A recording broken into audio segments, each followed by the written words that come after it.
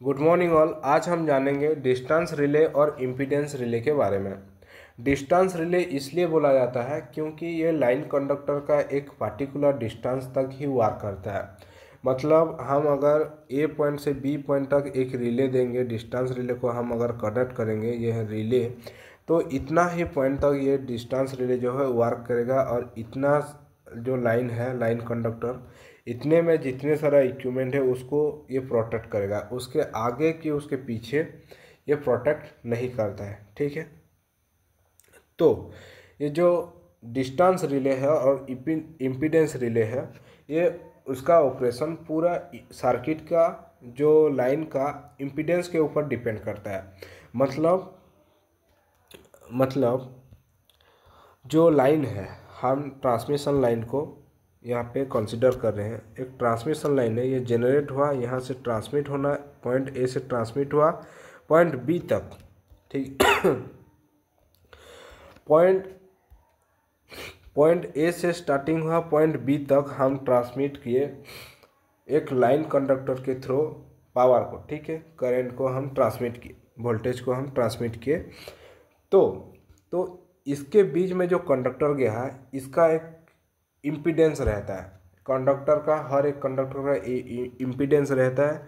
जो इम्पीडेंस को हम नाम दिए जेड। यहाँ से यहाँ तक का इम्पीडेंस जो है वो जेड है। मान लीजिए हम अगर यहाँ से यहाँ तक का जो इम्पीडेंस को जेड वैल्यू दिए हैं, तो हम अगर मेजर करेंगे कि यहाँ से पॉइंट ए तक, पॉइंट ए से ये मान लीजिए पॉइंट F1। ठीक है, पॉइंट ए से पॉइंट F1 तक जो जेड का वैल्यू है वो कितना होगा, तो हम बोलेंगे पॉइंट ए से पॉइंट जेड तक, पॉइंट F1 तक जो वैल्यू है उसका इम्पीडेंस वैल्यू है ZF। तो क्या ZF जेड से ज़्यादा होगा या कम होगा? ZF जो है जेड से कम होगा। मतलब जो जेड है वो ग्रेटर देन ZF है। ठीक है, तो हमारा जो सर्किट है वो किसके ऊपर डिपेंड करता है? जो ZF है, अगर जेड वैल्यू से टोटल जो इम्पीडेंस है लाइन पे, उसका वैल्यू से अगर कम हो गया, इम्पीडेंस सर्किट में कम हुआ, तब ये रिले डायरेक्ट ऑपरेट करता है और सर्किट ब्रेकर को कमांड करता है कि तू अब सर्किट को ट्रिप करवा दे। इसी तरह ये जो डिस्टेंस रिले है एक पर्टिकुलर डिस्टेंस पे वर्क करता है। और उसको इम्पीडेंस रिले भी इसलिए बोला जाता है क्योंकि लाइन का जो इम्पीडेंस है वो लेस हो जाता है और डाउन हो जाता है। और इम्पीडेंस के कारण एक प्री डिटरमाइंड इम्पीडेंस जो है, हम उसके कम वैल्यू अगर लेंगे, उसी से अगर कम इम्पीडेंस का वैल्यू अगर लेंगे, तो लाइन जो है ऑपरेट करता है। इसीलिए हम उसको इम्पीडेंस रिले भी बोलते हैं। ठीक है, और जो ये रिले का जो मैकेनिज्म है, रिले का मैकेनिज्म में हम देखेंगे कि उसका दो टॉर्क प्रोड्यूस होता है, एक वोल्टेज एलिमेंट की वजह से और एक करंट एलिमेंट की वजह से। यहाँ पे देखिए जो इम्पीडेंस रिले है, इम्पीडेंस रिले में एक CT लगा हुआ है और एक PT लगा हुआ है। और CT और PT का वर्क क्या होता है हम इसका पहले लेक्चर में बता चुके हैं। तो जो नहीं देखे हैं, इसका डिस्क्रिप्शन में उसका लिंक दिया है, प्रोवाइड किए हैं, उसको जाके आप चेकआउट कर सकते हैं। ठीक है, जो CT है वो क्या करता है, जो हाई करंट को लो करंट में कन्वर्ट करता है और हमको मेजर करके दिखाता है। और जो PT है वो high voltage to low voltage में कन्वर्ट करके हमको वोल्टेज हमको शो करवाता है। ठीक है, ये दोनों का काम ये हो गया। तो जो CT है, ये CT सिर्फ करंट को मेजर करता है और जो PT है, PT सिर्फ वोल्टेज को मेजर करता है। तो जो वोल्टेज और करंट ये दोनों यहाँ पे इम्पीडेंस पे वर्क करता है। दोनों वोल्टेज और करंट दोनों वर्क करते हैं। मतलब जो जेड का वैल्यू है वो किसके ऊपर डिपेंड है? Ratio of voltage and current, line voltage और करंट के ऊपर डिपेंड करता है। यानी कि वोल्टेज बढ़ा तो इम्पीडेंस बढ़ेगा, करंट घटा तो इम्पीडेंस बढ़ेगा, करंट बढ़ा तो इम्पीडेंस घटेगा। इस प्रिंसिपल पे हमारा जो रिले है वो वर्क करता है। ठीक है, तो यहाँ पे जो CT और PT दोनों लगा हुआ है, और CT के लिए एक टॉर्क प्रोड्यूस होता है। CT के लिए मीन्स CT जो है करंट ट्रांसफार्मर है, करंट के लिए एक टॉर्क प्रोड्यूस होता है T1, और वोल्टेज के लिए एक टॉर्क प्रोड्यूस होता है T2। ये जो वोल्टेज है T1 और T2 दोनों ओपोजिट नेचर का रहते हैं और दोनों आपस में ओपोजिशन करते हैं, ठीक है। और ये इसलिए जो इसका वर्किंग देखने से हमको पता चलेगा कि कैसे ऑपोजिशन करते हैं, और ऑपोजिशन करने के बाद कैसे हमारा जो रिले है वो वर्क करता है, ठीक है। और जो relay operate when fault impedance is less than pre determined value. मैं जो बोला कि यहाँ पे जो प्री डिटरमाइंड वैल्यू जो इम्पीडेंस है वो जेड है, और पहले से ये तय है कि इतना रिले को हम ये बताएं कि इतना इम्पीडेंस अगर सर्किट में रहेगा तो तू मान लेना कि ये नॉर्मल ऑपरेशन चल रहा है और अच्छा चल रहा है सर्किट। अगर इम्पीडेंस घटा, कम हो गया, तो तुम तुरंत सर्किट ब्रेकर को कमांड कर देना कि सर्किट को ओपन करवा दे बोल के, ठीक है। ये होता है जो इम्पीडेंस रिले का वर्क। अगर प्री डिटरमाइंड इम्पीडेंस से जो फॉल्ट इम्पीडेंस रहता है उसका वैल्यू लेस हो जाता है, मतलब कम हो जाता है, तो जो इम्पीडेंस रिले है वर्क करता है। तो मान लीजिए ये एक तो हम सर्किट का एग्जांपल लिए, एक सर्किट नहीं, एक लाइन कंडक्टर का, ट्रांसमिशन लाइन का एक एग्जांपल लिए।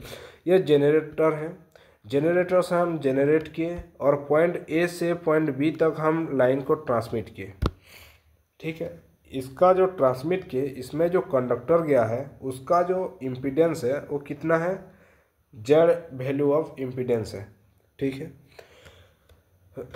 अनफॉर्चुनेटली एक ये सर्किट में फॉल्ट हुआ मतलब क्या, शॉर्ट सर्किट हो गया, ये ग्राउंड हो गया, ठीक है। यहाँ पे पॉइंट F1 हो गया, फॉल्ट हो गया, फॉल्ट 1 ऑकर्स हुआ ये लाइन में। तो क्या होगा, जो करंट है जो A से B जा रहा था, A पॉइंट से B तक जा रहा था, वो अभी क्या होगा, यहाँ आ जाएगा, पॉइंट A से पॉइंट F1 तक जाएगा, यहाँ तक जाएगा, ठीक है। यहाँ तक जब गया तो लाइन कंडक्टर का इम्पीडेंस क्या हुआ, पहले यहाँ तक था तो लाइन कंडक्टर इम्पीडेंस ग्रेटर था। अब जब लाइन कंडक्टर घट गया तो ऑब्वियसली बात है जो इम्पीडेंस है वो भी घट जाएगा। घट गया, घट के कितना आया, ZF आया। जो ZF आया, क्या जेड से, जेड वैल्यू से क्या हो बड़ा है, नहीं, ZF जो है जेड वैल्यू से लेस देन है, मतलब कम है, और जो जेड है ये ग्रेटर है। तो ZF अगर कम हुआ, सर्किट में क्या कम हुआ, इम्पीडेंस कम हुआ। इम्पीडेंस कम होने के कारण जो हमारा रिले है, इम्पीडेंस रिले, वो कब काम करता है, जब हमारा इम्पीडेंस प्री डिटरमाइंड वैल्यू जो जेड है, जेड से अगर कम हो जाता है, तब उस समय हमारा जो रिले है वो वर्क करता है, ठीक। उसी प्रकार हमारा जो रिले है, जब फॉल्ट अकर्स होता है तो सर्किट में जो लाइन में है इम्पीडेंस कम होने के कारण ये ऑपरेट होता है। देन उसका टाइप देखेंगे। जो डिस्टेंस और इम्पीडेंस रिले है ये दो टाइप में बटे हुए हैं। दो टाइप में क्या, पहला जो है वो डेफिनेट डिस्टेंस रिले है और दूसरा जो है time distance relay. Definite distance relay मतलब एक पॉइंट से दूसरा पॉइंट का जो डिस्टेंस है ये डेफिनेट डिस्टेंस तक ही काम करेगा। उसके अगर आगे दिए, आगे मतलब बी पॉइंट से आगे अगर फॉल्ट आया तो जो रिले है ये काम नहीं करेगा, वो वर्क ही नहीं करेगा, क्योंकि उसके लिए हम इसमें सेट नहीं किए, ये इतना जेड तक ही जानता है, ये जो इम्पीडेंस है इतना वैल्यू तक ही ये पहचानता है ये रिले। और यहाँ से अगर ज़्यादा हुआ, इम्पीडेंस भी ज़्यादा होगा, तो ज़्यादा इम्पीडेंस के लिए ट्रिप नहीं करेगा, ये ऑपरेट नहीं करेगा, ठीक है। तो जो ज़्यादा हो गया मतलब पॉइंट बी पॉइंट से अगर ज़्यादा डिस्टेंस का ये होगा तो ये नहीं करेगा। उसके लिए डेफिनेट डिस्टेंस तय होता है, और डेफिनेट डिस्टेंस में जितना इम्पीडेंस होता है, इसका इम्पीडेंस वैल्यू को हम इसमें सेट करते हैं कि इतना इम्पीडेंस तक तू नॉर्मल ऑपरेशन में चलेगा, और यहाँ से अगर कम हुआ, ये इम्पीडेंस से अगर कम हुआ तो तू ऑपरेट हो जाना, बल्कि इसको हम पहले से सेट करना पड़ता है। तो जो डिस्टेंस रिले है उसका दो टाइप का है। पहले डेफिनेट डिस्टेंस रिले, हम जाने कि एक डेफिनेट डिस्टेंस पे ही ये वर्क करेगा, और जो टाइम डिस्टेंस रिले मतलब कि फॉल्ट जितना दूरी पे होगा, पॉइंट ए से पॉइंट बी, यहाँ पॉइंट ए है, पॉइंट बी, मतलब ये रिले लगा हुआ है यहाँ पे, ठीक है। पॉइंट ए से पॉइंट बी, अगर मान लीजिए रिले का पास में कोई फॉल्ट आया तो ये जल्दी तुरंत ही वर्क करेगा, जल्दी ऑपरेट होगा। और मान लीजिए यहाँ पे जो रिले है, रिले से थोड़ा ज़्यादा दूरी पे हुआ तो जो रिले है वो जल्दी वर्क नहीं करेगा, जल्दी जो ट्रिप नहीं करेगा, ऑपरेट नहीं होगा जल्दी। तो इसलिए थोड़ा टाइम लगता है। अगर ज़्यादा डिस्टेंस पे कोई फॉल्ट आया, रिले से ज़्यादा डिस्टेंस पे कोई फॉल्ट आया, तो उसका टाइम T2 लगेगा, ये ज़्यादा होगा T1 से। अगर पास में हुआ तो T1 टाइम लगेगा, दूर में हुआ तो T2 टाइम लगेगा। जो T2 टाइम है वो ज़्यादा टाइम है T1 से, ठीक है। अगर पास में कोई सर्किट आया रिले का तो वो जल्दी ऑपरेट करेगा। देन तो उसका जो कंस्ट्रक्शन है उसको हम देखेंगे। कंस्ट्रक्शन में नॉर्मल कंस्ट्रक्शन है। ये जो बैलेंस बीम है, मतलब यहाँ पे एक तो पिन लगा हुआ है, ठीक है, और ये हम एक तो बैलेंस बीम दिए हैं। यहाँ पे जो बीम है बैलेंस बीम दिए हैं। ये जो है ये आर्मेचर है। आर्मेचर मतलब मेटल का पार्ट लगा हुआ है ये दोनों में, ठीक। और ये नीचे में इलेक्ट्रोमैग्नेट दो ठो लगा हुआ है। पहला जो इलेक्ट्रोमैग्नेट है ये है PT वाला इलेक्ट्रोमैग्नेट, मतलब वोल्टेज में ऑपरेट होने वाला इलेक्ट्रोमैग्नेट। और जो दूसरा इलेक्ट्रोमैग्नेट है ये CT वाला इलेक्ट्रोमैग्नेट है, मतलब करंट ट्रांसफार्मर से जो करंट आएगा, करंट के लिए जो इलेक्ट्रोमैग्नेट बनेगा उसका इलेक्ट्रोमैग्नेट है।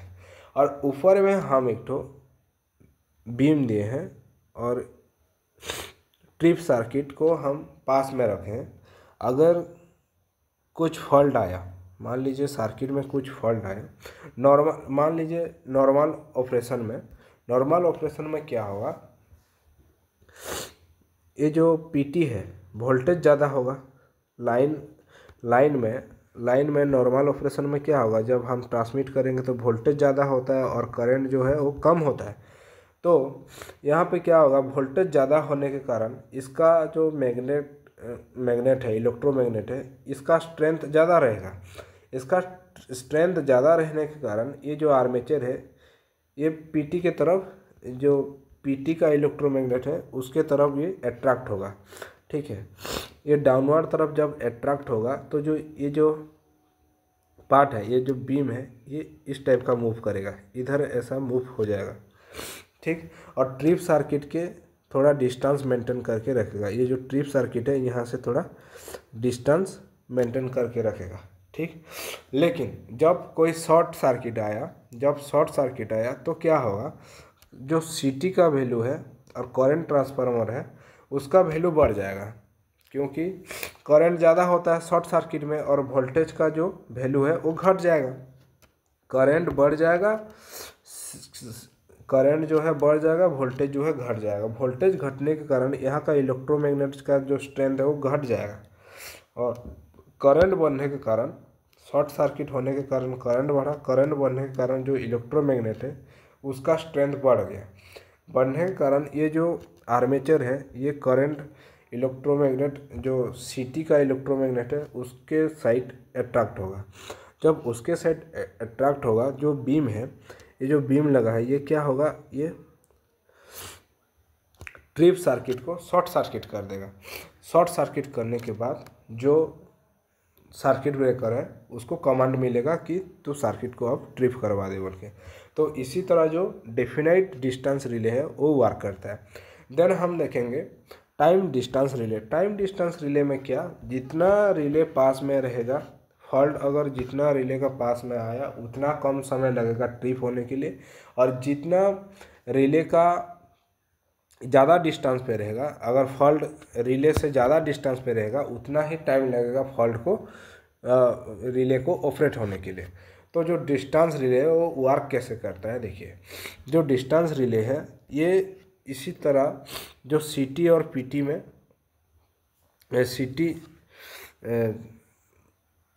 जो सीटी जो होता है, सीटी और पीटी में दो ठो लगा रहता है लाइन में ठीक है। पीटी जो है यहाँ पे लगा हुआ है और सीटी जो है यहाँ पे लगा हुआ है, ठीक। सीटी और पीटी दो इक्विपमेंट लाके जो सीटी का कॉइल है पहले यहाँ पे वाइंडिंग हुआ, और सीटी का करंट के वजह से जो ओवर करंट जो देखे थे, induction type over current relay जो देखे थे, यहाँ पे जो मैकेनिज्म यूज हुआ था यहाँ पे भी वही मैकेनिज्म यूज हुआ है, ठीक है। ये रिले में ये भी एक इंडक्शन टाइप रिले है, लेकिन उसका कंस्ट्रक्शन कुछ डिफरेंस आया। कुछ डिफरेंस मतलब क्या, जो पीटी है हम ऊपर में लगाए हैं और पीटी हमारा यहाँ पे नहीं लगा था।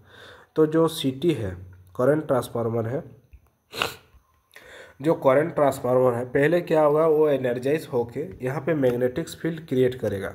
तो जो ये पहला जो इलेक्ट्रोमैग्नेट है और सेकेंड में जो इलेक्ट्रोमैग्नेट है, ये इलेक्ट्रोमैग्नेट E1 और ये इलेक्ट्रोमैग्नेट E2, ठीक है। ये दोनों इलेक्ट्रोमैग्नेट क्या होगा, यहाँ पे जब प्राइमरी पे इलेक्ट्रोमैग्नेट जब फ्लक्स प्रोड्यूस होगा तो सेकेंडरी में भी फ्लक्स का प्रोड्यूस होता है। तो दोनों मैग्नेटिक फ्लक्स φ1 और φ2 के वजह से यहाँ पे जो है ये डिस्क जो है रोटेट करेगा, ठीक। ये वाला जो डिस्क है, दोनों इलेक्ट्रोमैग्नेट के बीच में एक डिस्क लगा हुआ है। ये एल्यूमिनियम डिस्क हम पहले वीडियो में देखे थे, ये एल्यूमिनियम डिस्क होता है। और ये एल्यूमिनियम जो डिस्क है ये दोनों φ1 और φ2 प्राइमरी और सेकेंडरी के फ्लक्स के वजह से यहाँ पे जो डिस्क है वो रोटेट करता है। रोटेट करने के कारण इसका जो रड है, इसमें जो रड लगा हुआ है, ये रड डिस्क में फिक्स है। ये डिस्क में फिक्स होने के कारण ये रड जो है रोटेट होता है। लेकिन यहाँ पे जो है पीटी, यहाँ पे देखिए एक पीटी लगा हुआ है। जब सर्किट नॉर्मल कंडीशन में रहता है तो हम देखे थे यहाँ पे कि वोल्टेज का वैल्यू ज़्यादा रहता है, और जो पीटी का वैल्यू ज़्यादा रहेगा तो यहाँ का जो इलेक्ट्रोमैग्नेट का जो स्ट्रेंथ है वो क्या होगा, वो भी ज़्यादा रहता है। तो ज़्यादा रहने के कारण यहाँ पे जो प्लंजर है, ये प्लंजर को ये अपने तरफ अट्रैक्ट करके रखता है, ठीक, इसको जाने नहीं देता है। लेकिन जब सर्किट में ओवर करंट होता है, ओवर करंट होने के कारण यहाँ से सीटी ऑपरेट होता है, और सीटी ऑपरेट जब होता है तो यहाँ का जो मैग्नेटिक स्ट्रेंथ ये ज़्यादा होता है, और ये मैग्नेटिक स्ट्रेंथ ज़्यादा होने के कारण जो डिस्क है, डिस्क रोटेट होता है, और डिस्क जो है फिक्स रॉड पे कनेक्ट रहता है। तो फिक्स रॉड जो है इसको जाके ये प्लंजर में कनेक्ट रहता है। तो उस टाइम वोल्टेज का जो वैल्यू है वो घट जाता है। घटने के कारण यहाँ का जो मैग्नेटिक फ्लक्स है फाई भी वोल्टेज के कारण जो मैग्नेटिक फ्लक्स है ये घट जाता है। घटने के कारण जो प्लंजर को है वो छूट जाता है, और जो डिस्क रोटेट होने के कारण ये प्लंजर भी ऐसा रोटेट हो जाता है। रोटेट होकर ये ट्रिप सर्किट में जाके शॉर्ट सर्किट करता है ट्रिप को। तो जाके हमारा सर्किट ब्रेकर को कमांड मिलता है कि सर्किट को ओपन करना है बोल के। तो आज के लिए इतना ही। अगर ये वीडियो आपको इन्फॉर्मेटिव लगे तो वीडियो को प्लीज़ लाइक, कमेंट और शेयर एंड सब्सक्राइब कर दीजिएगा, ठीक है। Thank you.